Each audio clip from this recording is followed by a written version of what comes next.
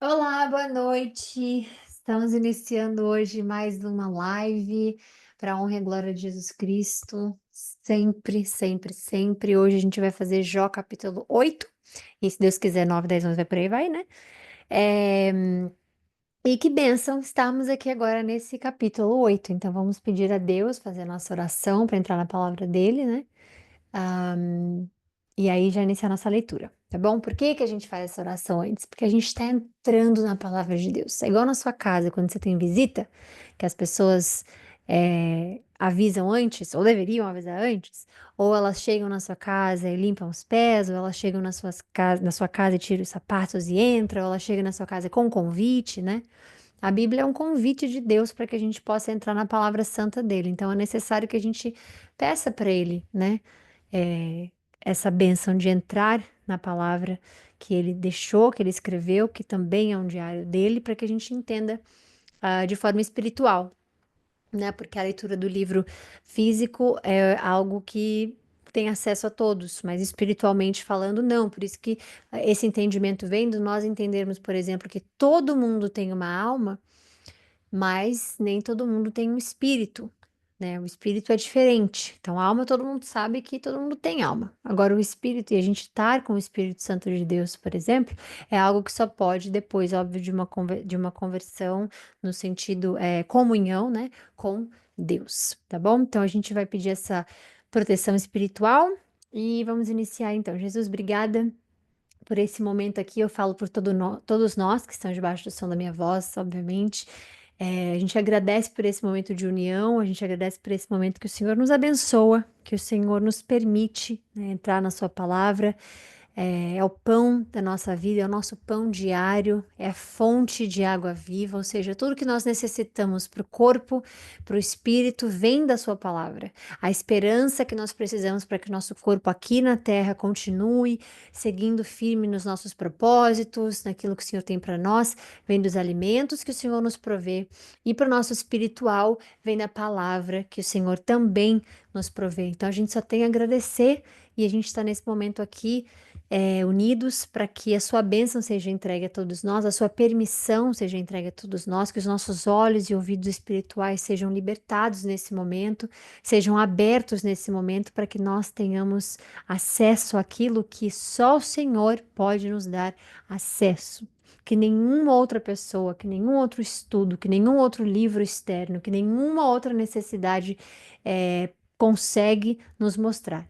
Então, nesse momento que o Senhor escute os nossos corações e que o Espírito Santo esteja nos guiando nessa live, que o Senhor me use como canal, que o Senhor ponha as palavras corretas nos meus lábios e que nesse momento seja somente o Espírito Santo nos guiando para que a gente tenha uma boa live, para que a gente aprenda bastante com a vida de Jó. A gente está lendo no capítulo 8, Pai, mas até agora, até o capítulo 7, são tantos aprendizados, tantas coisas que a gente só tem a agradecer, né? E quantas coisas nós já nos eh, linkamos ali de certa forma, já nos conectamos com Jó de certa forma, já conseguimos nos reconhecer em algumas das coisas ali, tanto como os amigos, ou às vezes, ou como o próprio Jó. Então a gente só tem a agradecer, porque te conhecer, conhecer a forma com que o Senhor pensa, conhecer a forma com que o Senhor trabalha, não seria possível se o Senhor não tivesse nos revelado. Então, que o Senhor nos revele tudo aquilo que está escondido sob os nossos olhos na leitura de hoje e que nos abençoe para que a gente passe isso à frente, porque uma fé egoísta não tem chance com o Senhor. Use tudo que nós vamos aprender aqui, Pai, para nos lapidar, para nos moldar, para nos mostrar como seguir, qual é a verdade a seguir e como ter discernimento no Espírito Santo para que a gente possa ter a nossa vida um reflexo daquilo que o Senhor quer para nós. Em nome de Jesus agradecemos. Livre-nos de todos os males, carnais, espirituais, emocionais e profissionais, para que a gente possa viver uma vida mais tranquila do que nós podemos imaginar ter. Sabemos que todos nós temos altos e baixos, todos nós temos momentos em que o Senhor nos permite passar pela Sua vontade soberana, e por isso nós não só agradecemos, mas honramos e, e que a Sua força possa estar conosco nesse momento, nos protegendo de tudo aquilo que quer nos afastar de Ti. Para a honra e a glória do Seu nome, essa live é consagrada a Ti. E vamos lá então. Amém. Então, Bildade. Agora a gente está indo para um outro amigo de Jó. A gente já leu é, Elifaz, agora a gente vai ler Bildade, que acho que esse é o último, que a gente já leu mais um, se não me engano. Eu não me lembro se Bildade era o último ou se era o segundo, mas vamos ver. Porque ainda vai aparecer outro. A gente conhece três, mas tem um outro ainda que vai aparecer, que vai fazer muita diferença. E nesse momento a gente foca em Bildade. Então vamos lá. Então Bildade, de Suá, cidade dele, respondeu. Até quando? Veja, a gente acabou de ver Jó desabafando ali, falando por que que eu nasci, por que que não sei o quê, que os dias do meu choro seja arrependimento, que não sei o que, não sei o quê. Ele estava ali desabafando a dor dele, obviamente, nós já falamos sobre isso, né? Já falamos sobre empatia, já falamos sobre entender o próximo. Então, Bildade está ali e ele fala, até quando você vai ficar falando desse modo? As suas palavras são um grande vendaval. Acaso Deus torce a justiça? Então ele está dizendo assim: ô menino, como é que é o nome? Ô Jó, você por acaso está dizendo que Deus então é injusto e está cometendo com você uma injustiça de permitir você passar pelo que está passando? É isso que você está dizendo? Então é isso. Deus é injusto, é o que você está dizendo, né? Então basicamente é isso que ele está dizendo. Será que o Todo-Poderoso torce o que é direito? Ou seja, ele corrompe o que é o correto? Quando os seus filhos pecaram contra Deus, ele os entregou às transgressões deles. Se, porém, você procurar Deus e implorar ao Todo-Poderoso, se você for íntegro e puro, ele se levantará agora mesmo em seu favor e o restabelecerá no lugar que, por justiça, cabe a você. O seu começo parecerá modesto, mas o seu futuro será de grande prosperidade. Então, o que ele está dizendo para Jó é o seguinte: se você falar, chamar a Deus, clamar a Deus, procurar Ele, dizer, olha, vou ser puro, vou ser íntegro, né? E chamar a Deus a seu favor, dizer, por favor, venha o meu chamado, ele vai, com a justiça dele, te entregar tudo que cabe a você. E o seu começo vai ser modesto, ou seja, vai ser simples. Você não vai começar com tudo que você tinha antes, você vai começar com algo modesto nesse momento, mas num futuro você terá muita prosperidade. Então, né, é o que ele basicamente está falando para Jó. Pergunte à geração anterior. Pergunte à geração anterior e veja o que os ancestrais dela aprenderam. Pois nós nascemos ontem e não sabemos de nada. Os nossos dias na terra não passam de uma sombra. Acaso os ancestrais não instruirão e falarão com você? Não proferirão palavras vindas do entendimento? Poderá o papiro, aquele papel que eles escreviam, né, crescer senão no pântano? Poderá o junco florescer sem água? Mal cresce e, antes de ser colhido, seca-se mais depressa que qualquer grama. Este é o destino de todo aquele que se esquece de Deus. Assim perece a esperança do ímpio. Aquilo em que ele confia pode ser o dinheiro, pode ser família, pode ser melhores amigos, pode ser o trabalho, pode ser pessoas, absolutamente qualquer coisa que se confia senão a Deus, primeiramente. Aquilo que ele confia é frágil. Aquilo em que se apoia é uma teia de aranha. Mas por que, Thay? Como assim? Então, minha família é teia de aranha, o dinheiro é teia de aranha, tudo é. Comparado com Deus, tudo é frágil. Agora, quando Deus usa as pessoas da nossa família, usa os nossos amigos, usa nosso trabalho, usa as circunstâncias que Ele quer, aí vem full power, vem com todo o poder dele, vem com toda a esperança, vem com toda a ajuda, vem com toda. Por quê? Porque é vindo de Deus. Então, o que ele está dizendo aqui é que tudo aquilo que você confia sem ter Deus, tudo aquilo que você confia achando que é o suficiente, como Jó achava, como é que eu vou ajudar agora se o que eu tinha foi levado? Se aquilo que eu tinha de importante foi levado, você não tem mais recurso nenhum para ajudar. Então, a confiança dele estava naquilo. Então, o que ele está dizendo é que tudo aquilo que você confia, que é confiável, que não seja Deus, é frágil, igual uma teia de aranha. Encosta-se na sua teia, mas ela cede. Agarra-se. Quando ele fala encosta-se na sua teia, é algo que você toca, palpar, você vai lá, palpar, você vai, se você vê que existe. Realmente é alguma coisa ali. Ou dinheiro, ou uma pessoa, ou confiança que você tem de algum outro lugar, qualquer coisa. Você vê que existe, é real. Você toca nela, mas ela cede. Agarra-se a ela, mas ela não aguenta. Ele é como uma planta bem regada ao brilho do sol, que espalha os seus brotos pelo jardim. Entrelaça as raízes em torno de um monte de pedras e procura um lar entre as rochas. Mas quando é arrancada do seu lugar, este a rejeita e diz: Nunca vi. Eis no que deu a sua vida. E do solo outras plantas brotarão. O certo é que Deus não rejeita o íntegro, nem fortalece as mãos dos que fazem o mal. Aí você pergunta, tá, mas e as pessoas que fazem o mal e têm a mão fortificada? Se você estiver lendo o versículo 20 comigo, você vai ouvir que o certo não é o que é o errado, incerto, o que é o certo, o que tem-se de certo, o que é garantido é que Deus não rejeita o íntegro e nem fortalece as mãos dos que fazem o mal. Então, se na sua percepção alguém faz o mal e Deus é quem está fortalecendo aquela pessoa, volte no versículo 20 e veja. Agora, a pessoa, ela pode ter outro Deus. A pessoa pode ter outras entidades. A pessoa pode ter outras fontes de força, que aí, obviamente, está pela Bíblia inteira, né? Pagãos. Tudo que não vem do Deus, o único, o Criador, é chamado paganismo. Então, eis no que deu a sua vida. O solo. Então, o certo é esse.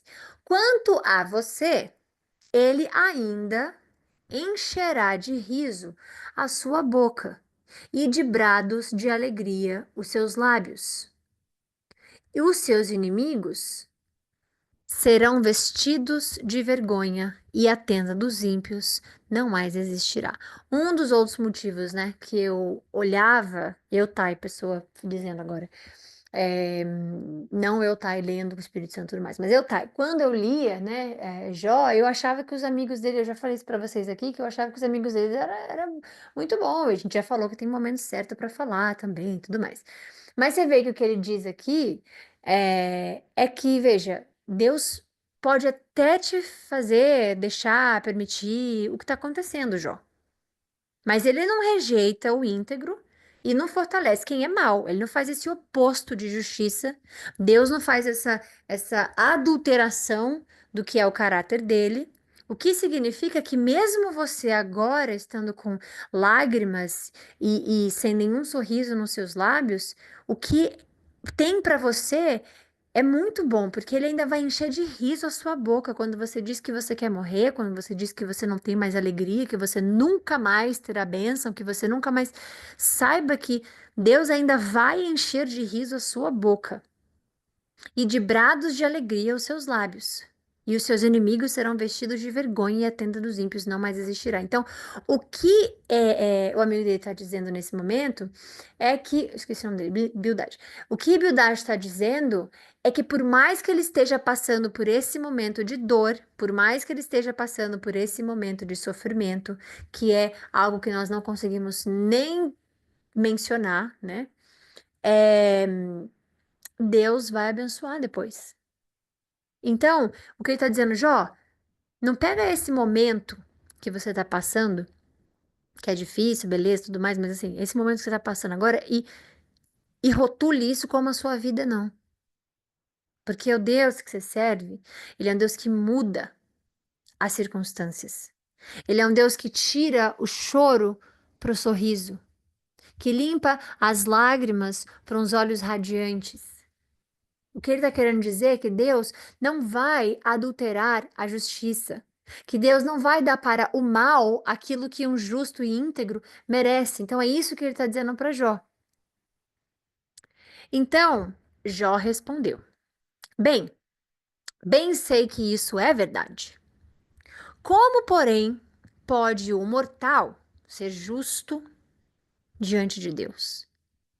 Então, aqui, obviamente, que a gente não tem Cristo para que justifique a eles não têm acesso a Cristo, eles não têm acesso à Bíblia Sagrada, eles não têm acesso ao que está acontecendo nesse momento. Então, as perguntas são as mesmas que nós fazemos aqui, algumas das vezes, ou que às vezes algumas.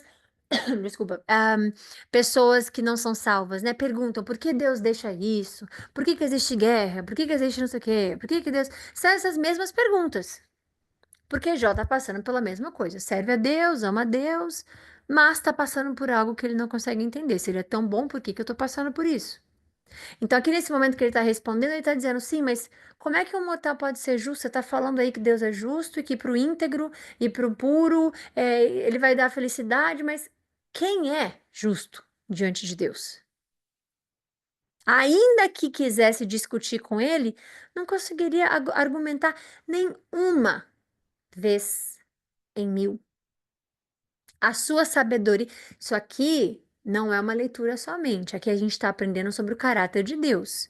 Então, quando alguém perguntar a você, como é Deus? O que que a Bíblia fala de Deus? Você não vai dizer, bom, com Moisés ele era. Não, aqui é uma descrição de como Deus é. Então presta atenção que o Deus que você ora todo dia, o Deus que você chama de Pai, o Deus que você fala, ai meu Deus, ou que você clama, você fala, não, Deus sabe, Deus tem controle, Deus é quem pode. Esse é o Deus que você está conhecendo aqui. Isso aqui são características de Deus, que é lindo a gente ter isso, é raridade, é bonito a gente ter na palavra escrita perfeitamente. Então tá dizendo que a sabedoria de Deus é profunda.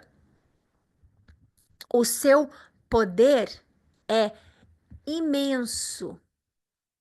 Veja, a gente está falando do nosso Deus, aquele que você todo dia faz as suas orações, lê a palavra, faz devocional, clama pelo nome, pede por milagre, pede. Está falando dele. Então, a sabedoria é profunda. Não deixe que nenhuma circunstância do seu dia a dia, do seu sofrimento, da sua dor, seja mais profunda do que a própria sabedoria de Deus. Então, olha o que que o seu Deus é, o seu Pai é. A sabedoria dele é profunda e o poder dele é imenso. Quem tentou resistir-lhe e saiu ileso? Quem que vai contra Deus e sai perfeito? Ah, tudo bem, vou fazer o mal, vou contra Deus, vou rejeitar a palavra. Quem que vai sair ileso ou quem já saiu ileso? Ele transporta montanha. Você vê, esse livro ele não fala de Davi, esse livro ele não fala de Moisés, esse livro ele não fala das guerras de antigamente, não fala de reis. Os reis não tinha ainda. Por isso que ele é um dos mais antigos, ele é o mais antigo da palavra acredita-se, né? Então ele está dizendo, ele transporta montanhas sem que elas o saibam. Ou seja, ele tem o poder de fazer coisas que outras coisas não têm poder, de saber nem nada. É antes, muito antes de algo acontecer, ele já tem o poder. E na sua ira, eles as põem de cabeça para baixo. Ele sacode e remove a terra do lugar. Ele faz as suas colunas tremerem. Fala ao sol e ele não brilha. Ele veda e esconde a luz das estrelas. Só ele estende os céus e marcha sobre as ondas do mar. Ele é o criador da Ursa e do Órion, das Pleiades e das constelações do sul. Ele realiza maravilhas insondáveis, milagres que não se podem contar. Quando passa por mim, não posso vê-lo. Se passa junto de mim, não percebo. Se ele apanha algo, quem o pode parar? Quem pode dizer-lhe: o que fazes? Ou seja, perguntar a Deus: o que você está fazendo, Deus, com a minha vida? O que você está fazendo? Quem pode fazer isso? Deus não refreia a sua própria ira. Sob os seus pés, ou seja, né, nos céus, que ele diz, né? Até os súditos de Raabe se encolhem. E aqui no Raabe está dizendo ao mar revolto. Ok? Então, a tradução seria até os súditos do mar revolto personificado sobre o qual o Senhor exerce domínio. Ou seja, Deus tem domínio do mar revolto, de tudo, de tudo. Ele tem acesso de tudo. Como então poderei eu discutir com ele? Como achar palavras para com ele argumentar? Embora inocente, ali chega um momento em que ele diz: olha, embora eu não fiz nada, não sei o porquê Deus está fazendo isso comigo, ou permitiu isso acontecer comigo, porque eu sou inocente, embora inocente, eu seria incapaz de responder-lhe e poderia apenas implorar misericórdia ao meu juiz. Juiz com J maiúsculo, então ele está dizendo Deus. Mesmo que eu o chamasse e ele me respondesse, não creio que me daria ouvidos. Pois ele me esmaga com uma tempestade e, sem motivo, multiplica as minhas feridas.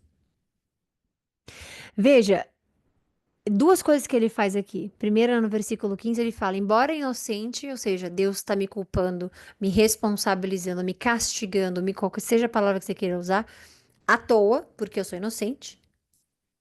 E depois ele diz no versículo 17: sem motivo, ele multiplica as minhas feridas. Quando você diz algo de tal maneira, o que você traduz profundamente disso? Embora inocente, ou seja, Deus então é injusto. Porque se eu sou inocente, ele está sendo injusto. E no 17, quando ele diz e sem motivo, isso significa Deus aleatoriamente me escolhe para eu sofrer. E fica lá de cima vendo, sorrindo, feliz com o meu sofrimento. É isso que ele está querendo dizer. Então, já no versículo 17, ele já não podia ter falado 15, porque ele já não é inocente só de falar que Deus, por exemplo, faria algo desse tipo. Então, você tá vendo como a gente se cega achando que a gente né, nós estamos, gente, se a gente não tivesse Jesus, vocês viram o que o diabo faz. Ele é chamado acusador. Ele nos acusa todo dia. Mas a palavra diz que nós temos um intermediador, um advogado, que está lá todo dia dizendo: não, a Thay está debaixo do meu sangue. A Thay está intercedida por mim. A Thay... Então você vê que não existe outro caminho senão ele. Por isso que ele diz que eu sou o único caminho, porque ele é o único que está com o Pai intercedendo por você. A Bíblia diz que ele é o nosso advogado, que ele está intercedendo. Então, toda vez que você faz um erro, toda vez que você, Jesus já está lutando por você ali. Jesus já está te defendendo ali. É por isso que a palavra diz que todos os nossos pecados já foram perdoados. Mas isso não é bandeira branca para a gente sair por aí errando, né? Achando que a gente já está perdoado mesmo, qual o problema? Não é isso. Porque Deus vê a conduta da pessoa. Deus vê a conduta do ser humano. E a conduta correta de um justo é diferente da de um ímpio. A de um ímpio é fazer isso. Ah, já tô perdoada mesmo, vou fazer qualquer coisa que eu quiser. Agora, se você tem o Espírito Santo não permite. A gente já falou sobre isso aqui. Não existe um cristão dizer, eu faço o que eu quiser, eu vou ali que eu estou com vontade de fazer uma coisa errada. O Espírito Santo não permite. Então, quando alguém disser que, eu faço isso, é tudo errado, por exemplo, aquela pessoa ou nunca foi cristã de verdade, né? Não tem o Espírito Santo mesmo, porque o Espírito Santo ele não vai motivar alguém a cometer o pecado. A pessoa pode até cometer, mas o Espírito Santo não dá a vontade para a pessoa seguir. Ele trava, ele para a pessoa, ele dá à pessoa o entendimento que vem dele, a sabedoria que vem dele, o discernimento que vem dele para, opa, isso é errado. Não, não deveria fazer isso não. Não, mas eu quero fazer. Não, mas eu não deveria fazer. Não, mas não tem problema, porque eu sou livre, eu posso, mas melhor não fazer. Então, é o Espírito Santo contra a carne o tempo inteiro. Então é difícil falar uma coisa, eu sou inocente, não sei o que, não sei o que, e aí fala sem motivo nenhum. É difícil entender, porque é como se Deus e o Espírito Santo fossem duas coisas completamente diferentes, na qual o Espírito Santo está lutando por você e Deus está contra você. Então Deus me deixa ali e o Espírito Santo tenta me tirar dali. Não, não existe. Então aqui ele já não tá. E às vezes a gente tem esse entendimento. Ah, eu faço tudo certo, eu oro, eu isso, eu aquilo. E Deus ali só de cima olhando, minha filha, Se não for por Jesus aqui, ó, falando comigo toda hora, não, Thay tá perdoada aqui, pai, porque ela, olha pra ela, olha a cara dela. Se não é Jesus fazendo isso por nós, a gente tá sendo acusado todo dia, toda hora. Mas Cristo tá intercedendo por você todo segundo. Então aqui ele diz que, mesmo se ele chamasse Deus e Deus respondesse, tipo, e aí, Jó, fala, ele não vai me dar ouvido. Porque ele me esmaga como uma tempestade sem motivo, multiplica as minhas feridas, não me permite recuperar o fôlego. É assim, um depois do outro, e vem uma tempestade depois da outra, e um deserto depois do outro, mas me afoga em agruras. Se eu usar a força minha própria, ele é mais poderoso. Se eu buscar a justiça, quem o intimará ao tribunal? Mesmo sendo, vamos ver o que diz aqui. Traz-me. Ou quem me trará, intimará ele no tribunal. Mesmo sendo, aí de novo no 20 que ele fala, mesmo sendo eu inocente, minha boca me condenaria. Porque ele já estaria falando mil besteiras. Mesmo eu sendo íntegro, ele me declararia culpado. Conquanto eu seja íntegro, já não me importo comigo. Desprezo a minha própria vida. É tudo a mesma coisa. Por isso eu digo, ele destrói tanto o íntegro como o ímpio. Então o que ele está dizendo é, Deus, Deus ele julga igual. Quando uma calamidade causa morte repentina, ele zomba do desespero dos inocentes. Olha o que ele está falando de Deus. Quando uma calamidade causa morte repentina, ele zomba, Deus zomba do desespero dos inocentes. Quando é que Deus faria algo do tipo? Quando é que Deus viria um inocente e seria injusto? Quando uma nação cai nas mãos dos ímpios, ele venda os olhos dos juízes. Porque se não é ele, quem é então? Essa é uma boa pergunta. Essa é uma boa pergunta. Então, se você conhece Deus, se você sabe que Deus jamais faria isso, se não é Ele, quem é? Os meus dias correm mais velozes que um atleta. Eles voam sem um vislumbre de alegria. Eles passam como barcos de papiro, como águias que mergulham sobre as presas. Se eu disser, vou me esquecer da minha queixa, vou mudar o meu semblante e vou sorrir, ou seja, vou ser positivo, ainda assim eu me apavoro com todos os meus sofrimentos, pois eu sei que não me considerarás inocente.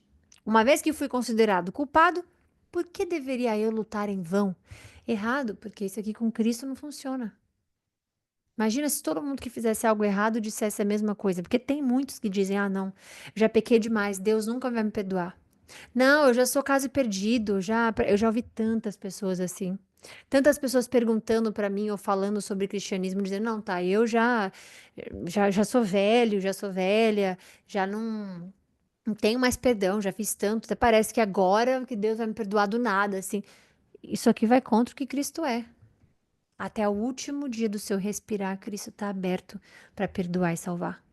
Até o último momento da sua vida.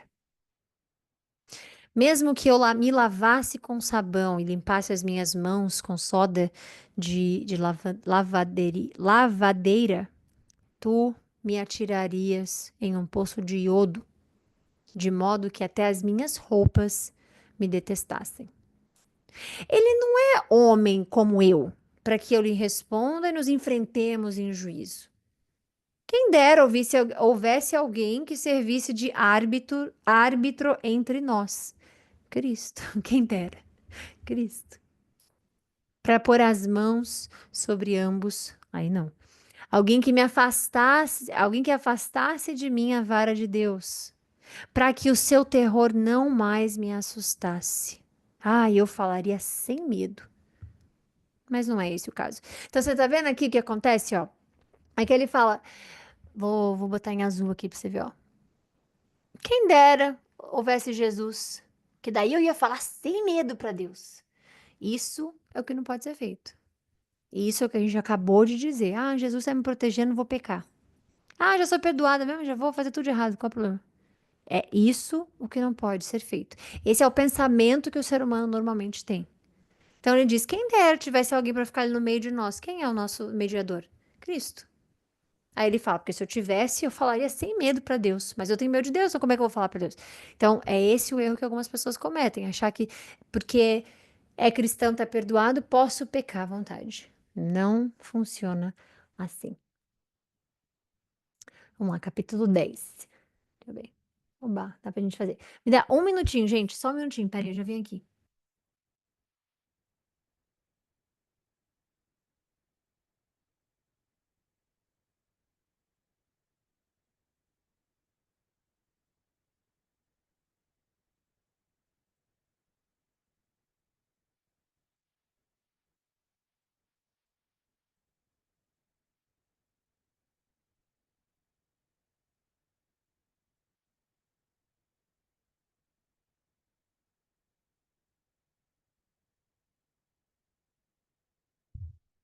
Pronto, eu voltei. Obrigada. Deixei coisa no fogo enquanto eu fazia live, mas já tá começando eu tô começando a sentir um cheiro. Então eu não queria que queimasse. Bom, vamos lá. É, capítulo 10. A minha vida só me dá desgosto. Por isso darei vazão à minha queixa e me expressarei com alma amargurada. Eu direi a Deus: não me condenes. Revela-me então as acusações que tem contra mim. Porque isso aqui, a gente vai ler isso aqui. Por isso que eu digo para vocês, quando eu comecei a ler Jó, eu falei: gente, o que esse homem tá achando que ele é? Porque na minha cabeça sempre vai ser isso. A gente sempre fala que a primeira coisa que tem que fazer na sua vida é defender a Deus. Segunda coisa é defender a Deus. Terceira é defender a Deus. Depois o restante. Então aqui, quando eu via isso, eu disse: gente, que ousado. E ele ainda se achava maravilhoso. Que ousado. Porque Deus fala que ele é sem culpa. Não fala que ele nunca pecou, mas fala que, olha, Jó, sem culpa, né? Porque ele pagava os pecados dele, pagava não, mas ele era limpo, limpo, não perdoado, mas limpo dos pecados dele com o sacrifício que ele fazia, que não são os mesmos sacrifícios de Levíticos, porque esse livro vem de antes. Então, olha só o que ele diz: a minha vida só me dá desgosto e por isso darei vazão à minha queixa. E me expressarei com a minha alma amargurada mesmo. Então, ele está dizendo: eu sigo firme com a minha reclamação, sigo firme do jeito que eu sou, e vou dizer a Deus: não me condenes, não. Me revela primeiro quais acusações que você tem contra mim. Tens prazer em oprimir-me e rejeitar a obra das tuas mãos, enquanto sorris para os planos dos ímpios? Então ele está dizendo o que muitos de nós aqui perguntamos: por que quem faz o mal é rico? Por que quem faz o mal tem fama? Por que quem faz o mal tem poder? Por que quem faz o mal. É a mesma coisa. Quando você questiona isso a Deus, é como se, sem ler a Bíblia, né? É como se a gente vivesse numa bolha de ignorância. Quando a gente lê a palavra de Deus, você volta lá na pergunta que Jó acabou de fazer. Se não é Deus, é quem? Jó não tinha, veja bem, Jó não tinha o entendimento do que é Satanás, Deus. Jesus não tinha. Tem uma passagem em Jó que ele fala: sei que o meu Salvador, que ele menciona Cristo, né? Mas sem saber, obviamente, tudo que nós sabemos de Cristo, mas por conta de seu Espírito Santo, por conta de ser Deus, obviamente que Cristo é mencionado. Mas ele não tem acesso às coisas que a gente tem. Então, para ele, é assim: é Deus fazendo. Quando ele pergunta, se não é Deus, é quem? Ele não está dizendo só pode ser o diabo, então, né? Ele não está fazendo, ele realmente não sabe, ele realmente está perguntando. Se não é Deus, é quem? Só pode ser ele. Ele é o único que cria, ele é o único que faz tudo, ele é o soberano de tudo, ele é isso. Só pode ser ele. Então ele está dizendo para ele agora: você tem o prazer de fazer isso enquanto você está rindo. Você abençoa os planos dos ímpios, que é o que ele está dizendo aqui, ó. Você, para mim, você rejeita um sorriso, mas para os ímpios você sorri abençoando. Então, toda vez que você achar que um ímpio, que um errado, que um pecador não, mas que um errado, que como é que eu posso explicar? Um inimigo, sei lá, tá fazendo algo, nunca mais questione isso. Por que que Deus abençoa os maus? Nunca mais questione isso na sua vida.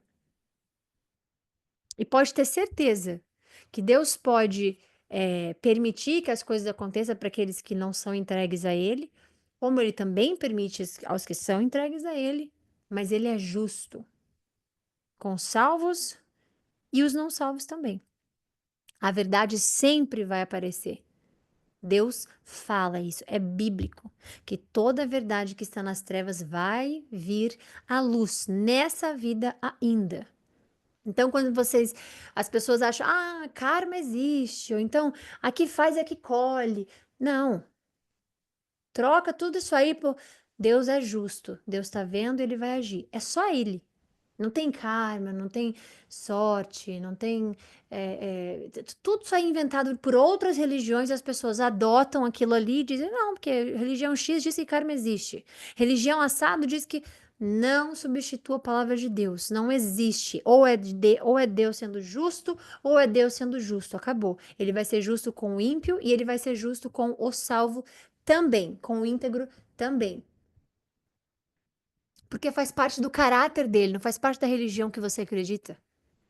Faz parte de quem ele é, não faz parte de um bando de, como é que eu disse, de regras e coisas inventadas pelo homem. Aí ele diz: Acaso tem olhos humanos?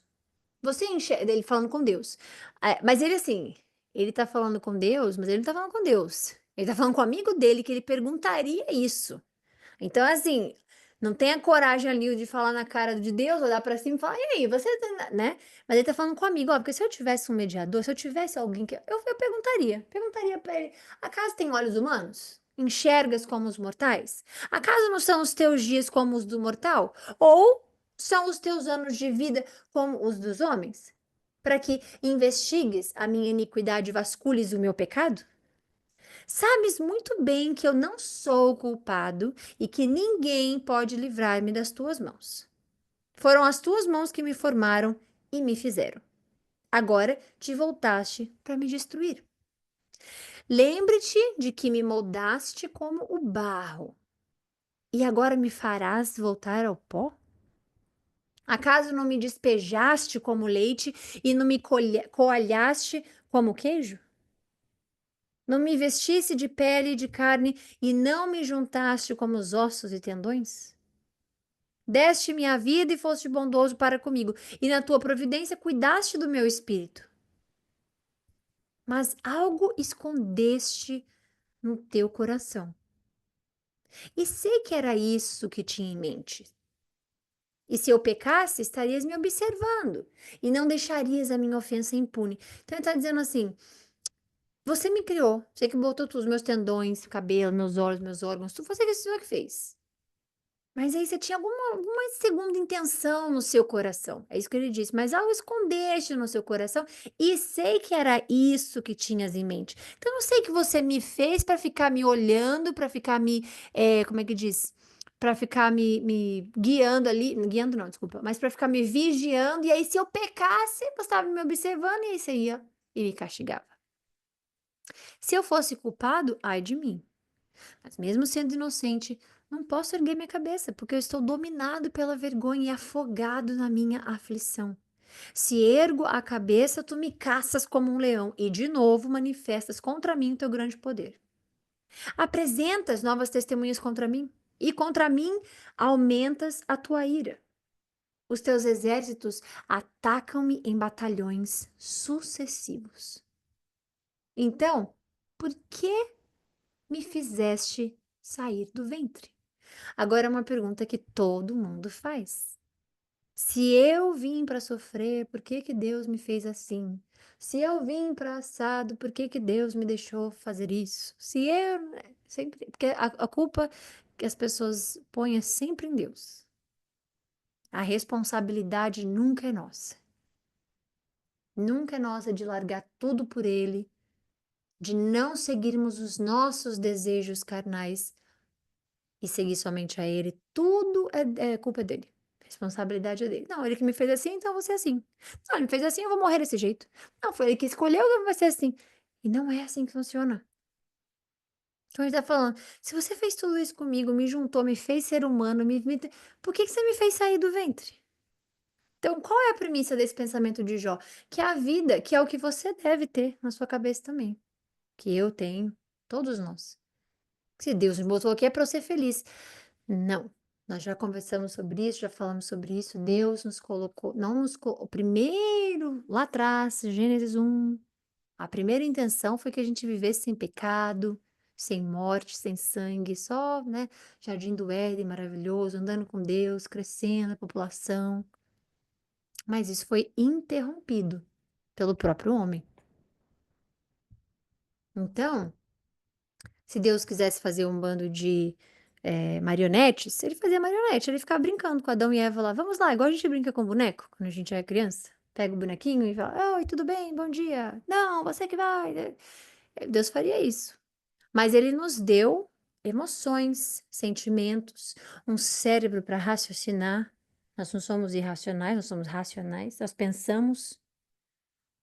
Então você fica comigo se quiser, é o que Deus fala. Você vem a mim se quiser. Você me chama se quiser. Você pede pela salvação se quiser. Você confia em mim se quiser. Você me ama se quiser. Você ora se quiser. E nesse caso é a mesma coisa com Jó. Você fala o que você quiser.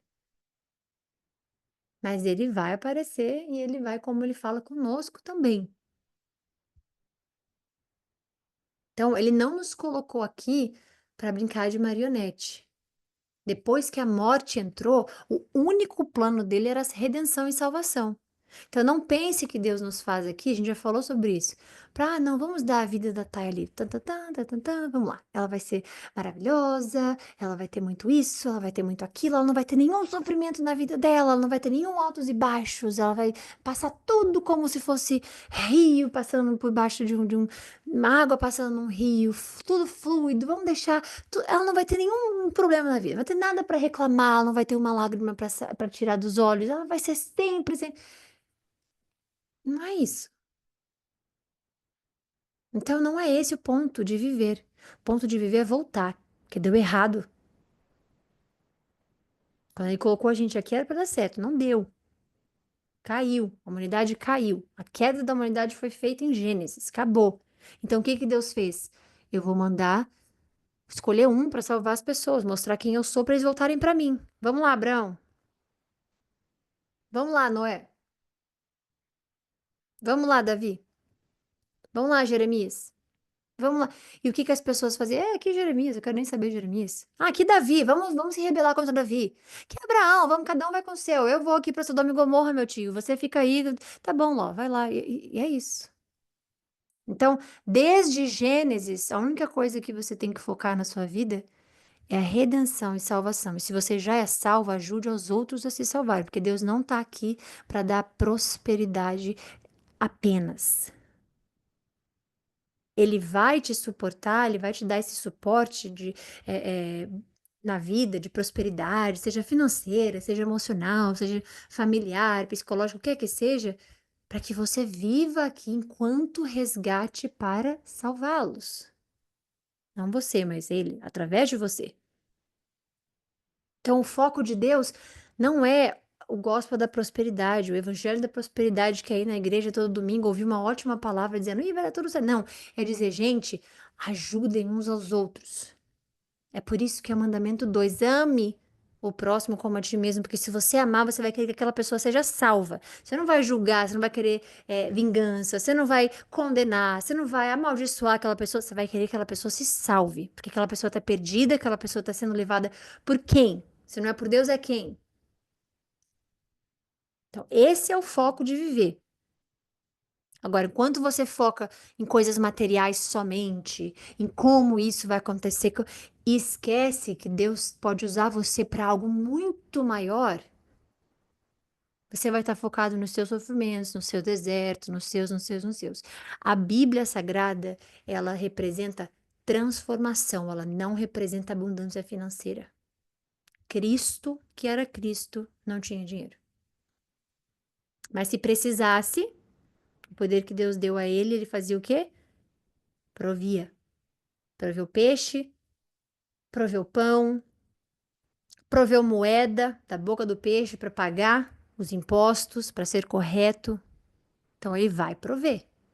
Mas é diferente de a minha promessa, Deus tem para mim é só com dinheiro. Mas e o seu caráter, e a sua personalidade, e a sua transformação? Será que Deus está mais preocupado em te dar uma vida de conforto, de viagens e tudo que você quer na sua vida, e família grande, e muito dinheiro e muito ouro, e enquanto por dentro você tá feliz? Porque se você tem tudo o que você quer, para que você vai querer mudar?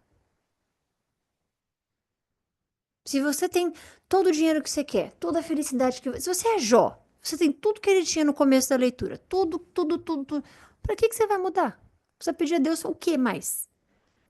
Não, Deus, eu só vou viver, me dá aí uns 100 anos de vida, eu já tenho tudo, tenho dinheiro, tenho tudo, eu só quero viver essa vida mesmo. Tá tudo certo. Para que transformação? Para que servir a Deus? Para quê? Então é um perigo.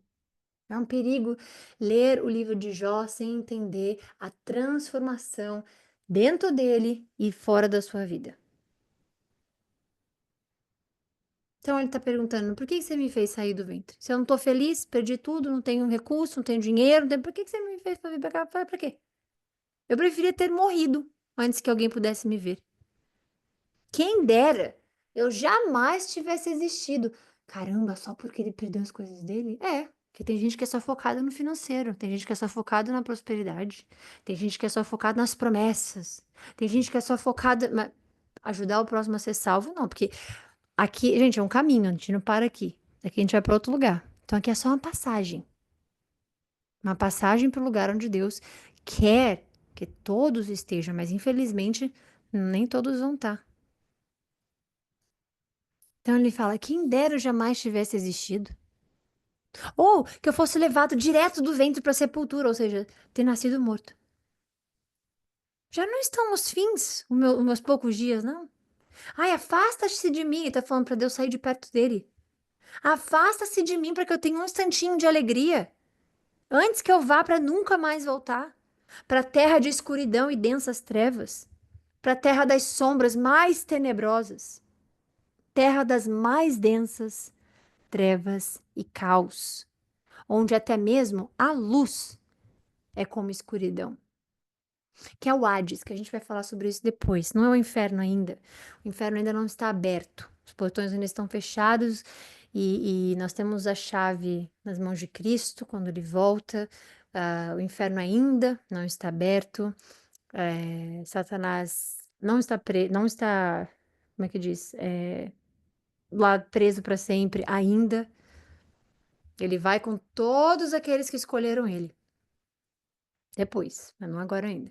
Então, tem esse lugar, Hades, que a gente vai falar sobre depois, e ele tá dizendo, tá falando sobre esse lugar aí, me enviar para esse lugar. E é isso. Finalizamos a live aqui hoje.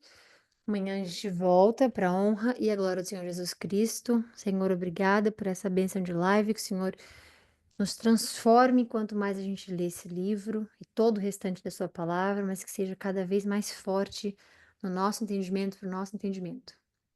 Que o Senhor nos use. Esse que é o ponto principal, o foco principal. Então é isso, meus amores. Fiquem com Deus. Um beijo para vocês. Minha mãe falou aqui, eu vi, Jó é muito forte.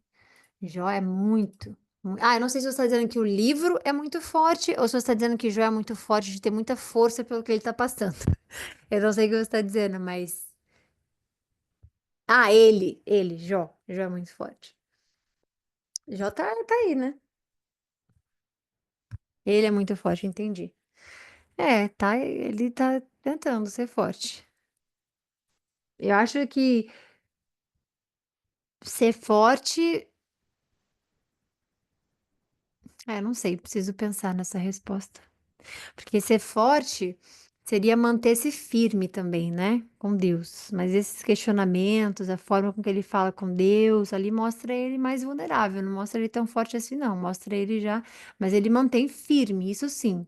É, o que é importante, mas tem um porquê Deus ter escolhido ele para passar por tudo isso. Talvez se ele tivesse escolhido a mim ou tivesse escolhido uma outra pessoa, talvez não seria, não teria o mesmo resultado. Mas para que o livro de Jó estivesse, ou para que nós, né, estivéssemos lendo nesse momento e aprendendo bastante sobre a misericórdia de Deus, né, e sobre como nós nos retratamos perante a Deus e para com Deus, tudo isso, talvez só sendo Jó mesmo, né? Talvez outro, talvez não sei, mas Deus escolheu Jó por um motivo.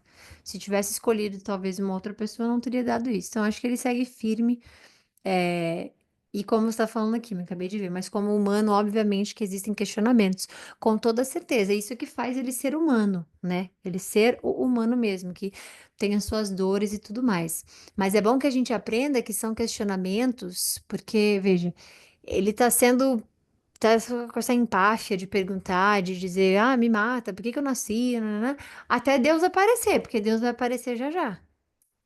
Então, o temor, ele precisa existir, porque não é somente a gente ser forte e questionar, ser forte e, né, é entender Deus soberano e colocar na hierarquia que tem um porquê dele permitir as coisas acontecerem e como ele vai nos levar, é como ele diz.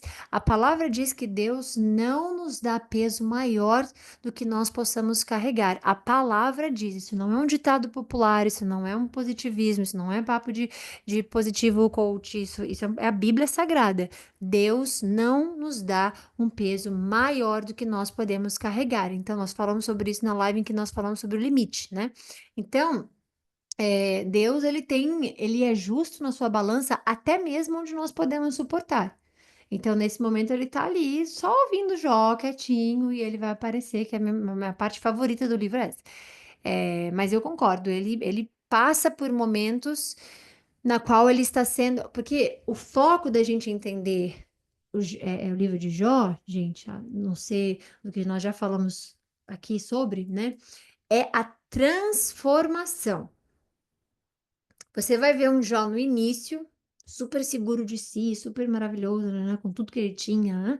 A gente tá vendo ele no meio, que é ele sofrendo e passando por tudo aquilo que ele tá passando, e a gente vai ver ele no final.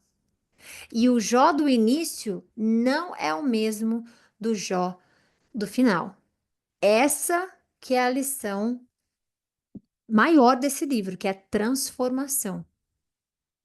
Então, nós precisamos ler e entender que nós, sem a transformação de Deus e os desafios que Deus nos permite passar, estar, ou os desertos que Deus nos permite caminhar, Ele tem um propósito para você, qualquer que seja a coisa.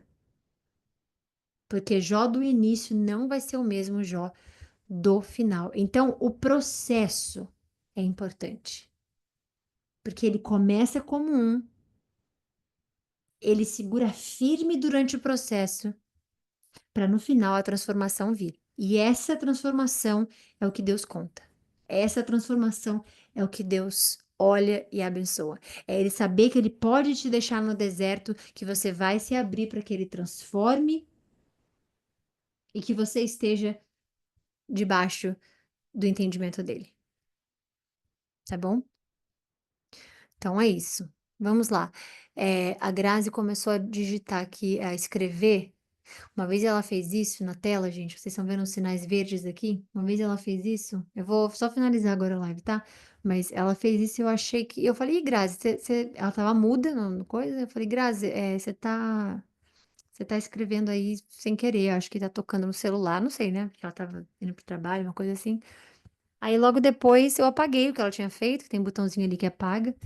Aí eu apaguei, eu cliquei aqui no. Como é que faz isso? Peraí. Borracha aqui. Aí eu apaguei tudo que ela fez. Passou um tempinho, ela começou a desenhar de novo. Aí até deu pane, né. Aí depois eu apaguei e ela falou de novo, eu falei: "Gente, ela deve estar pedindo socorro subliminar, eu não tô entendendo, será que ela tá querendo escrever socorro, alguma coisa que eu não sei?". Aí eu já comecei a pensar, mas depois ela disse que é o celular que estava ruim, então tá acontecendo isso de novo com ela, portanto, vamos ignorar essa parte especificamente. Ah, minha mãe botou: "Eu quero escrever também", gente, uma criança, né. Bom, vamos lá, gente, é isso. Amanhã a gente se vê, se Deus quiser, pra honra e glória do Senhor Jesus Cristo, para mais um livro de Jó. Hoje a gente leu até o 10 e amanhã a gente inicia 11, tá bom? Fiquem com Deus, um beijo e amo vocês. Que Deus abençoe cada um de vocês. Até amanhã.